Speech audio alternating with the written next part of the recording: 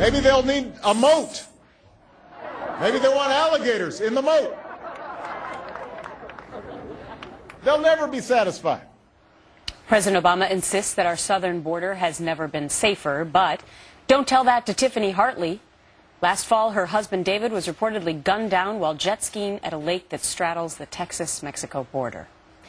Tiffany joins me this morning with Texas Congressman Michael McCaul, who chaired a Capitol Hill hearing yesterday aimed at beefing up border security, that is. Good morning to both of you.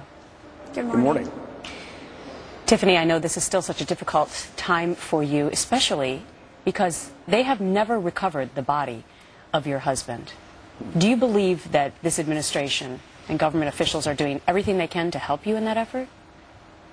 No, I don't. I don't feel like the federal government has done anything to help us. You know, our number 2 goals are, one, to get David back home to be, with his family and being able to honor him the way that he would want to be honored.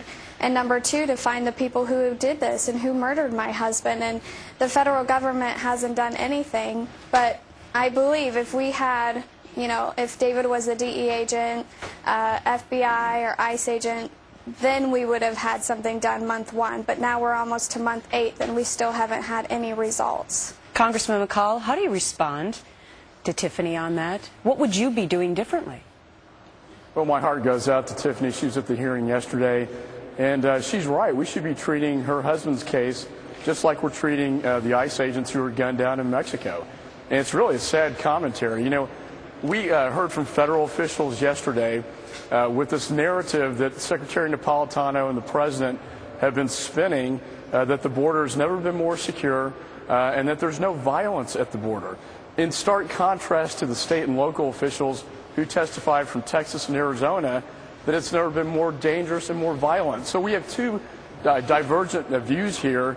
My judgment is it's still very dangerous and violent, and we need to secure it. This administration is not taking that seriously. And I think it was just a political agenda for the president to lay out his amnesty program. Tiffany, what did you make of the president's so-called joke that Republicans will never be satisfied and that maybe they want a moat with alligators in it? How did you take that less than 1 year from losing your husband to this violence? Well, I just don't think anybody who's in any of the northern states of the United States really have an understanding of what our border is like. If they actually spent time down there and spent time with the Border Patrol agents and people who are on the ground, then they would actually have more of an honest opinion about what's going on at our border.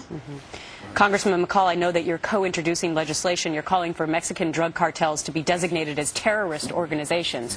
Where do you think that will go? I hope it gets a Judiciary Committee, gets on the House floor. The bill basically calls them what they are. They are terrorists. They terrorized Tiffany's husband. They decapitate people. They burn people alive. And they fall within the definition of terrorism, which is to intimidate civilian populations or governments through kidnapping and assassination. That's exactly what the drug cartels do. And I think it sends a bold statement to them that we're taking this seriously by calling them terrorists. Well, Tiffany, I hope that you can once again be reunited with your husband. I know nothing will bring him back, but I hope that you'll be able to give him a proper burial at some point in the very near future.